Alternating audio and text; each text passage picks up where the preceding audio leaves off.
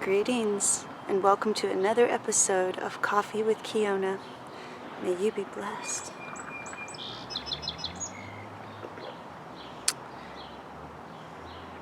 Today I'm thinking about how we can experience a sense of justice in our lives, especially if we are persecuted or going through situations of injustice or battling a system that is unevolved at this phase, at this time.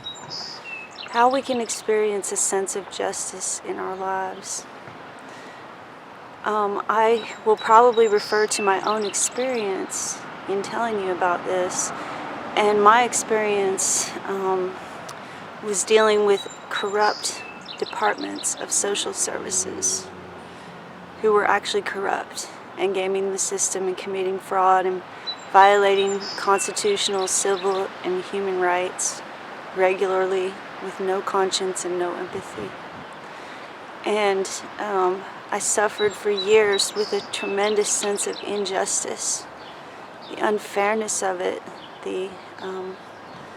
just how terrible it was to be destroyed by that injustice.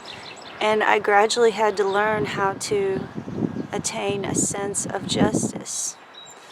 And the way that I did that basically was by becoming aware of my rights, my actual rights, and how this system was out of alignment with it. Then I had to acknowledge and live my own authentic, sincere humanity, real, without fear or shame, including things like telling the system that I medicate myself with cannabis occasionally for PTSD. I don't at this time, but I did at that time. And being honest, completely honest, the whole way through. So I did not have to lie or be false. And by doing this, I made them see my true humanity, that I'm not just a number in the system.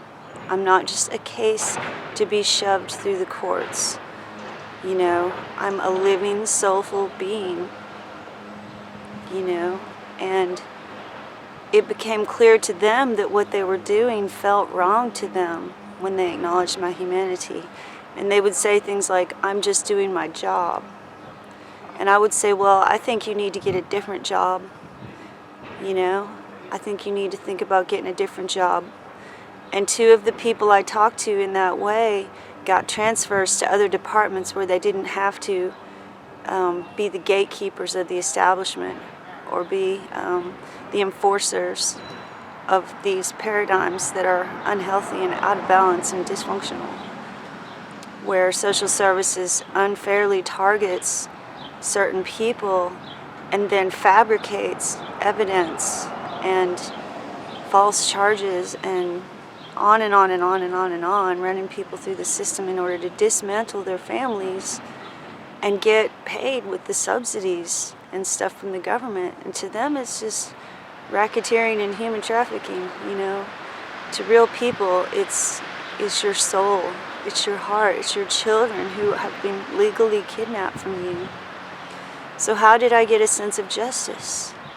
Well, first I became aware of my rights by heavily studying them, including bench books, everything I could find in law libraries, and how the system works. And then I started reading exposés and whistleblowers of that system to find out what's really going on. Then I started walking my true talk as a human being who is affected by this,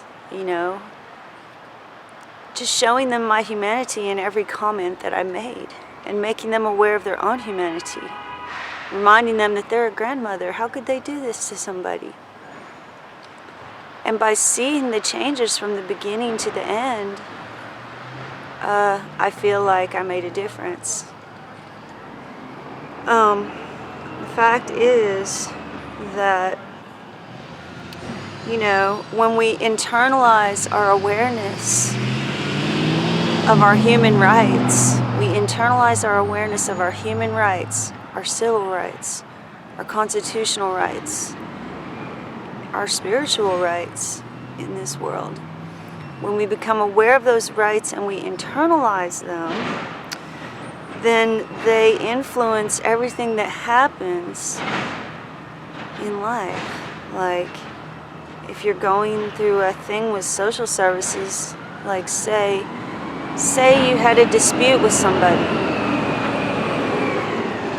Say you had a dispute with somebody about rent or a mutual friend or something, and that person wanted revenge so badly that they made a malicious false call about you to social services.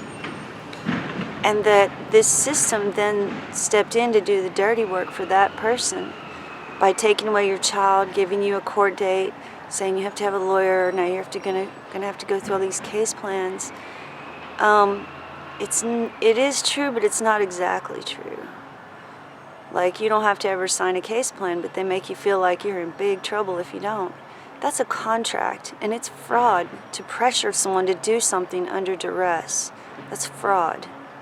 If you don't agree to it, don't sign it.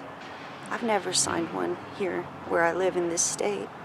I did before when I went through the battles of great injustice because I didn't know that I could refuse to consent. So I refused consent here, and that really surprised everybody. They were like, "You can't do that." And I said, "Look up the law. If you sign a contract, you have to consent to it. If you consent under duress, it's fraud."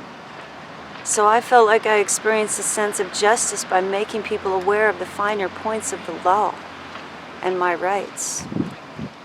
Like saying that the way they treat everyone like a number in this established institution, and that you just have to be rammed through the process with no leeway, you know, I said that's following the letter of the law. The Supreme Court says we're supposed to follow the spirit of the law if it comes into question.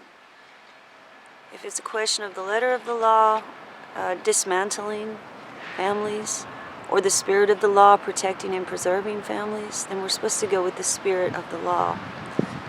And I said these things to people all the time, and it actually made a difference. People actually heard me and thought about it and responded favorably here in this state, not in the other one, which I called a demonic stronghold. You know, I felt like I was kidnapped by a demon and dragged into hell and held prisoner there the whole time I was there. You know, there was no escape, and this system was just so terrible. It was just ruthless, like a monster, you know. But when I had that happen here in the state I live now, where a bitter person made a vengeful, malicious, false call and had my children taken away, I faced every situation with an attitude of justice because I internalized my rights. We can do this not only for ourselves, but for other people too, if they get picked on for any reason, by citizens or by authorities, you know. We need to have freedom from fear.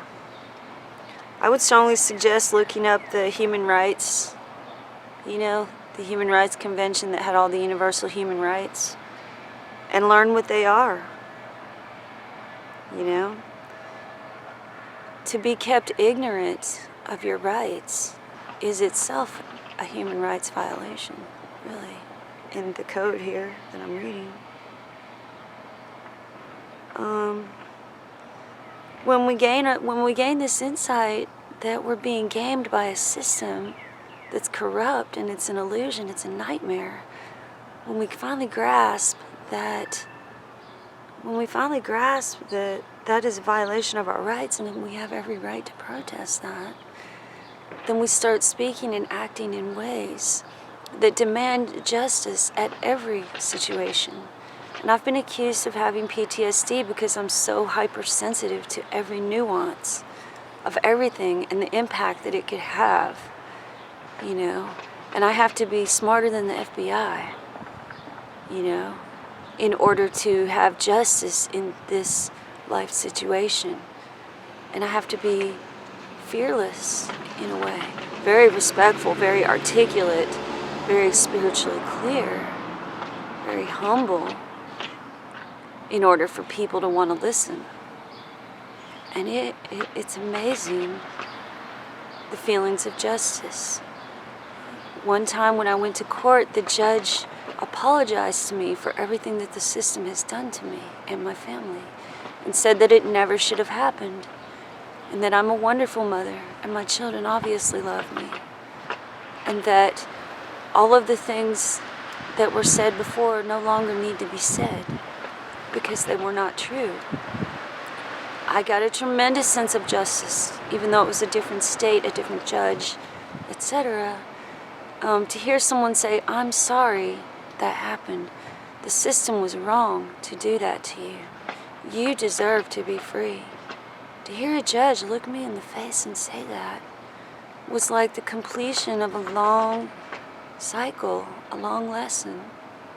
Yes, I still had to experience the injustice and persecution, but I did it walking through as a warrior, as a peacemaker who expects justice and to be treated with respect. You know? And if they did not respect that, then I would pull the PTSD card and say, "You are really triggering me right now. I think we need 5 minutes of space to really think about what's going on here. And then we can try again. Otherwise, this conversation is over." You know, and just insisting on justice. And I experienced that justice by being stellar, by being conscious, by being courageous, just by being aware. And you can too, no matter what your situation is, whether it's a dysfunctional family or the legal system wanting to always be, you know, knocking you down for things that happen, and or social services or whatever. You know, you can do it. So I'm going to wrap it up for today. Remember to know your rights as a human being, regardless of politics. Look them up if you don't know them.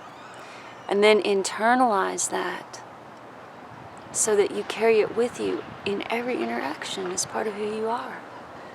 And expect justice in every situation. Expect it. My family's calling me, so I have to go now.